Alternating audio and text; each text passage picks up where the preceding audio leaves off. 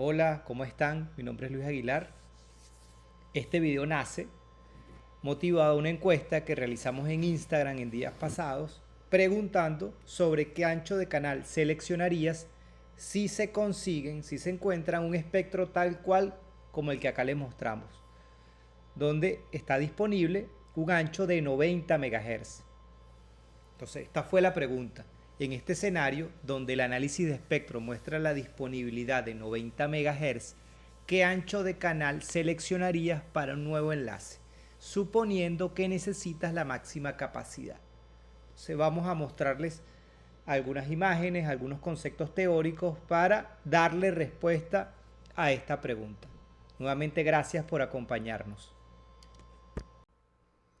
La canalización en banda libre en 5 GHz, también conocida como banda sin licencia, está conformada por 25 o más canales dependiendo del país y la normativa.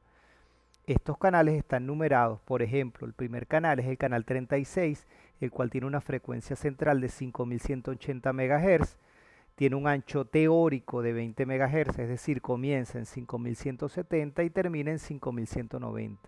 Ahora bien, nosotros podemos agrupar en una técnica que se conoce como bonding de canales, dos canales contiguos, es decir, dos canales que estén uno al lado del otro para formar canales de mayor ancho. Es decir, si nosotros hacemos el bonding del canal 36 y el canal 40, ahora pudiésemos tener entonces un canal de 40 MHz de ancho, conocido como el canal 38. Lo mismo aplica si hacemos el bonding de 4 canales para lograr canales de ancho de 80 MHz. Ahora bien, la literatura siempre nos ha dibujado, no en todos los casos, pero en muchos de ellos, siempre nos ha dibujado los canales como rectángulos o como trapecios perfectos. Es decir, que pudiésemos pensar que el canal 36 no se interfiere con el canal 40 porque cada uno está bien delimitado en sus 20 MHz de ancho. Hay que tener cuidado porque cuando buscamos en Google, no siempre la información que conseguimos es fiable. La Unión Internacional de Telecomunicaciones tiene una recomendación que se conoce como M1450-5. Esta recomendación define el ancho de la máscara espectral de transmisión para 5 GHz. Por ejemplo, esta imagen nos muestra lo que es la máscara del espectro para un canal en 802.11 AC de 80 MHz de ancho. Fíjense, no es un rectángulo, no es un trapecio perfecto, es una figura que pareciese una campana donde tenemos los 80 MHz de ancho solo en su parte superior. Pero luego esta figura se va ensanchando. Acá tenemos dos elementos que se conocen como shoulder y background. Son precisamente esas bandas laterales que se generan. Yo pudiese tener con una máscara espectral con un ancho de canal configurado de 80 MHz una ocupación en el espectro de hasta 240 MHz. Es decir, 3 veces más de lo que yo pensaría cuando configuro en mi radio 80 MHz de ancho. Nosotros hemos tenido la oportunidad de certificar, de probar en varios modelos de radioenlaces cómo es el funcionamiento de los mismos y validar la máscara espectral de transmisión. Si observan la imagen, acá tenemos la representación de una máscara espectral real bajo un analizador de espectro. Esta máscara pertenece a un canal configurado de 20 MHz de ancho. Hay un elemento bien interesante en cuanto a la formación de la máscara espectral. Es que cuando nosotros aumentamos la potencia del radioenlace, un error común de hecho es tratar de configurar la máxima potencia, las bandas laterales, el background y el shoulder de la máscara espectral se incrementan.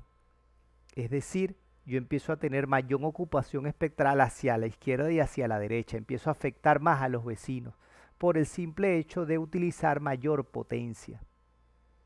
Volviendo a la pregunta que hicimos en nuestro post de días pasados, queríamos conocer qué opinaban nuestros seguidores en cuanto a qué ancho de canal configurar si tenemos un espectro tal cual como el que estamos mostrando acá, donde hay 90 MHz disponibles. ¿Qué ancho de canal se debería configurar partiendo de que necesitamos establecer un radioenlace con la máxima capacidad? Los resultados que obtuvimos en la encuesta son los siguientes, fíjense, 23% votó que el canal ideal para ese escenario fuese de 80 MHz, 59%, la mayoría, votó por un ancho de canal de 40 MHz y 18% por un canal de 20 MHz. ¿Qué podemos decir respecto a esto? Bueno, lo primero, que si no nos siguen en Instagram, por favor háganlo. La cuenta es @ecoinos. Siempre tratamos de mostrar y publicar información que sea de utilidad para ustedes en su día a día. Bueno, ya saben, @ecoinos, allí nos pueden encontrar en Instagram. Volviendo a las respuestas de la encuesta, podemos adelantarle que la opción de 80 MHz lamentablemente no es la más idónea. Recordando lo que acabamos de ver, fíjense que cuando yo configuro un ancho de canal de 80 MHz, no termino ocupando realmente 80 MHz. Abarco mucho más, pudiese abarcar hasta 240 MHz por las bandas laterales, por el background, por el shoulder. Eso siempre va a existir. Es decir que me saldría de esos 90 MHz que tengo disponible y empezaría a afectar a los vecinos. Pues más adelante vamos a verlo de forma gráfica. Muy bien. ¿Qué ocurre con los que seleccionaron como opción 20 MHz? Pudiésemos decir que esta es la opción más sensata porque es mucho menos probable que yo termine afectando a los vecinos, pero recuerden que la pregunta original nos decía que necesitábamos la máxima capacidad posible. Entonces, con 20 MHz quizás no tenga tanta capacidad como con un canal de 40. Ahora bien, ese canal de 40 afectará a los vecinos. Bueno, lo vamos a ver en las imágenes que siguen a continuación. Entonces, acá tenemos el escenario inicial, fíjense, 90 MHz disponibles.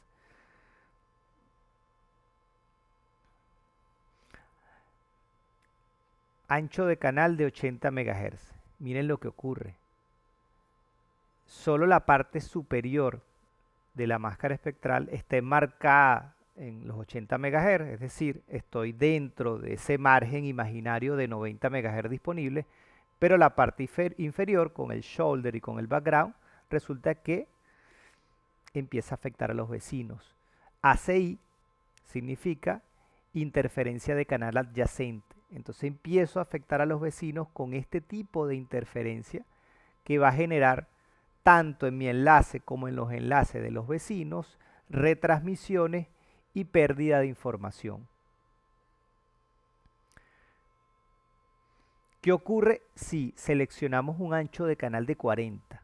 Bueno, fíjense, estoy mucho más enmarcado en el espectro disponible, pero aún tengo algo de interferencia de canal adyacente. ¿Esa interferencia pudiese afectar a los vecinos? Por supuesto. En menor medida que con el ancho de canal de 80, sí en menor medida, pero sigo interfiriéndolos. ¿Hay alguna manera de minimizar esas bandas laterales indeseadas? Sí. Resulta que si mi enlace no tiene tanta potencia de transmisión, esas bandas son mucho más pequeñas. Resulta que yo no les mencioné en la pregunta, y de hecho fue con toda la intención, los datos del radioenlace. Simplemente hablamos de contar con 90 MHz en el espectro, pero no hablamos si un radioenlace para una larga distancia, si es un radioenlace para 1 kilómetro, para 20, para 100. Entonces aquí pudiésemos hablar de dos escenarios. ¿Aplica un ancho de canal de 40 MHz? Sí. Aplica solo si nosotros trabajamos con baja potencia. Y si trabajamos con baja potencia, entonces estamos asumiendo, o sería el razonamiento más lógico, que es un radioenlace de corta distancia. Es decir, no necesitamos tanta potencia para llegar con buen nivel. Entonces quizás en un radioenlace de 1 o 2 kilómetros trabajando con baja potencia, sí pudiésemos usar un ancho de canal de 40 MHz y lograr la máxima capacidad posible, sabiendo que el ancho de canal de 80 MHz está descartado. Si no fuese el caso y resulta que es un enlace de larga distancia, donde necesitamos aplicar quizás mayor potencia, entonces resulta que la solución es un ancho de canal de 20 MHz. Acá sí tenemos, abro comillas, garantía de alta disponibilidad, no vamos a afectar a los vecinos y los vecinos no nos van a afectar a nosotros. ¿Vamos a tener menos megas? Sí, vamos a tener menos megas, pero con una mayor calidad.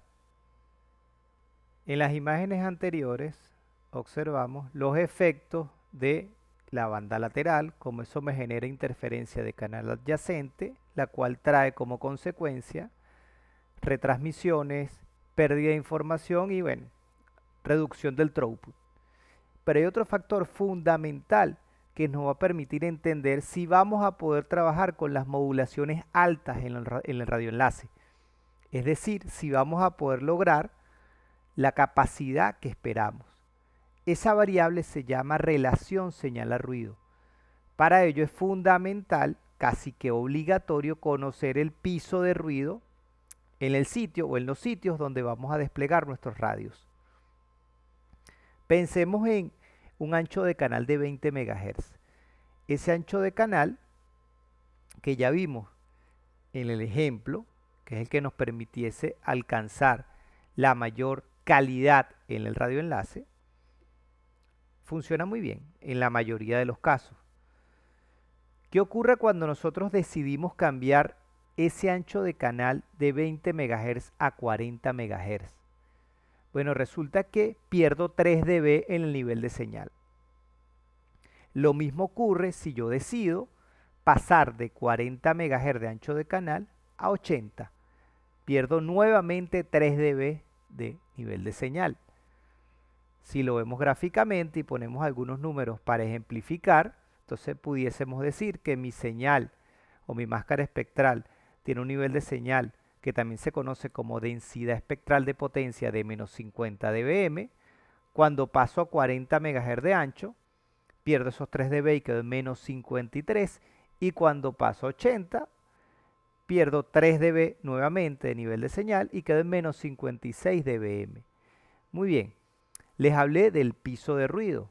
Bueno, resulta que canales más anchos, como pierdo densidad espectral de potencia, de alguna manera me estoy acercando al piso de ruido. Es decir, que mi relación señal a ruido es peor. ¿Qué es relación señal a ruido? La diferencia que existe entre mi nivel de señal y el piso de ruido que se encuentra en el sitio.